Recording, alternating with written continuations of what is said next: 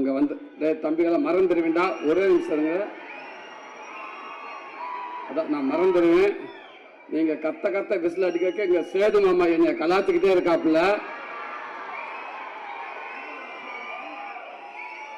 என்ன மாமா புள்ள வாழை இறங்கிட்டாங்களான்னு கேட்டாப்புல. நான் சொன்னேன், மாமா எனக்கு வந்துட்டு ஒரு 50-60 டிக்கெட் தான் மாமா, மிச்சம் பூரா எங்கே போயிருக்குன்னு தெரியல மாமா அப்படின்ட்டு. பரவாயில்ல, அந்த 50-60 பவரே பயங்கரமாக இருக்குது. அப்போ அத்தனை பேர் வந்து அப்படின்னு தெரியல. தேங்க்யூ அன்பு தம்பிகளா. இங்கே வந்திருக்கிற விடுதலை குடும்பத்தார்கள் அனைவருக்கும், பத்திரிகை நண்பர்களுக்கும், மீடியா நண்பர்களுக்கும், அன்பு தம்பி தங்கைகளுக்கும், அன்பு ரசிகர்கள் உங்களுக்கும் எங்கள் விடுதலை டீம் சார்பாக ஒரு பெரிய நன்றியை சொல்லிக்கிறேன். இந்த விழா நாயகன் எங்க ஐயா நம்ம ராசா இளையராஜா ஐயா. இந்த விழா மட்டும் கிடையாது, இந்த பாடல் விழா மட்டும் கிடையாது. பாடல் விழாவாக இருக்கட்டும், காது ஊத்து விழாவாக இருக்கட்டும், கோயில் விழாவாக இருக்கட்டும், திருமண விழாவாக இருக்கட்டும், எந்த விழாவாக இருந்தாலும் கடந்த 49 வருஷம் அவர் தான் ஒரே நாயகன். எல்லாத்துலயும் அவர் தான் இருந்திருக்காரு. சினிமாக்கு வந்த காலகட்டத்தில் ஏறாத இடம் இருக்காது, பார்க்காத வேலை இருக்காது.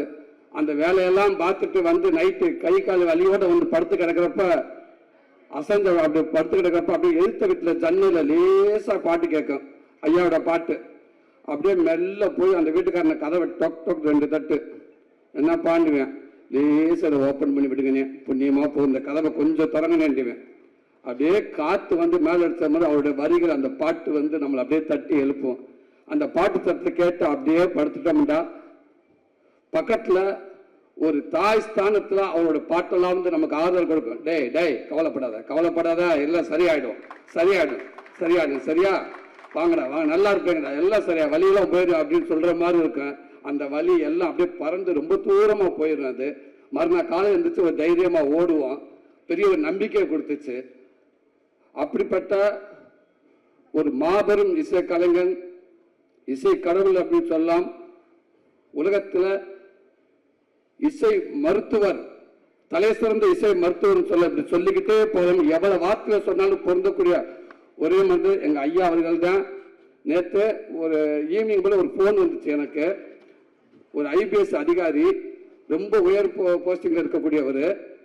பார்த்து 3 மிஸ்டேக் காலையில் கால் பண்ணிருக்கா. நான் ஈவினிங் ஒரு 5 மணிக்கு தான் நான் பார்த்தேன்.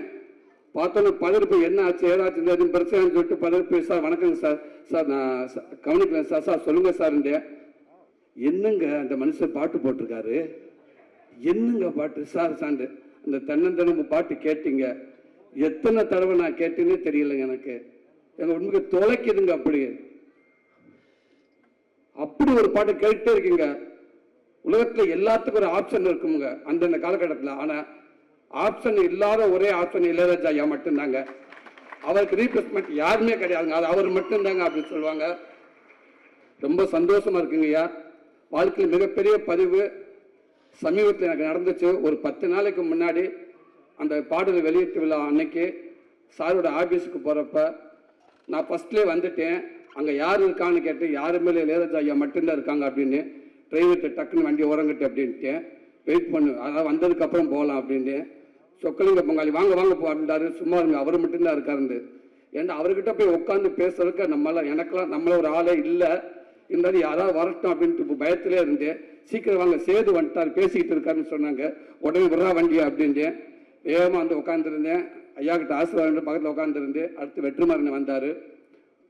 அதாவது அவர் பக்கத்தில் உட்காந்துருக்கிறப்ப அவர் நிறைய விஷயங்கள் ஷேர் பண்ணியிருக்கலாம், எவ்வளோ விஷயங்கள். ஆனால் அவர் ஆரம்ப காலகட்டத்தில் சினிமாவுக்கு எப்படி அந்த இந்த மியூசிக்குள்ளே வந்தார், அவங்க குருநாதர் யார், அவங்க அண்ணன் யார், அவங்க அம்மாவை பற்றி நான் எப்படி கற்றுக்கிட்டு எனக்கு எங்கே தூண்டுச்சு, முதல் டியூன் நான் எப்படி பண்ணேன், எது மூலமாக எனக்கு வாழ்த்து கிடச்சிச்சு. அதுக்கப்புறம் யோசிச்சு பார்த்து, இது நமக்கு வந்த கைதட்டு இல்லையா, அப்போ நமக்குன்னு ஒரு கைதட்டு வரும்னு சொல்லிட்டு நான் ஆரம்பித்து ஒவ்வொன்றும் அப்படின்னு சொன்னார். அதையெல்லாம் கேட்குறப்ப பக்கத்தில் இருந்துட்டு இப்படி ஒரு பேசப்ப வாழ்க்கை அவர் செயற்படுறப்ப அந்த பதிவுக்குள்ளே நம்ம இருக்கோம் இல்லையா, அந்த பக்கத்தில் ஓரமாக கைகட்டி உட்காந்துருந்தது இல்லையா, இது என் வாழ்நாள் மிகப்பெரிய பொக்கிஷம் இல்லையா.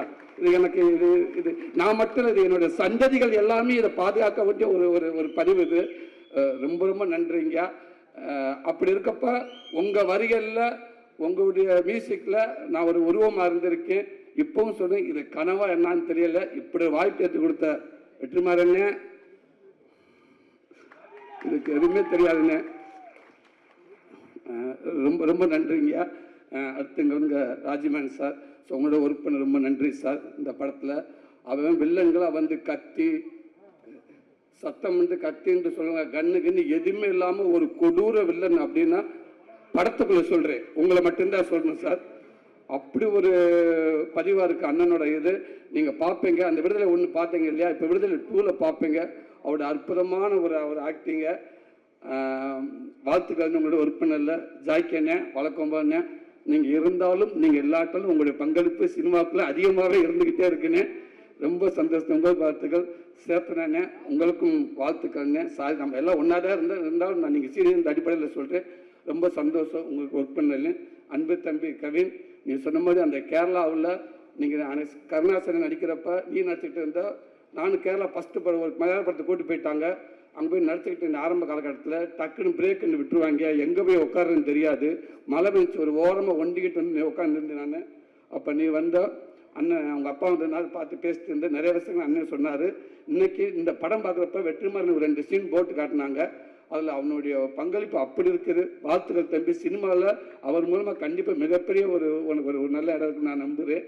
உடம்பு அவ்வளோ சூப்பராக வச்சுருந்தேன், செம்ம ஃபைட் பண்ணியிருந்தேன் தம்பி. வாழ்த்துக்கள் தம்பி, வணக்கம்.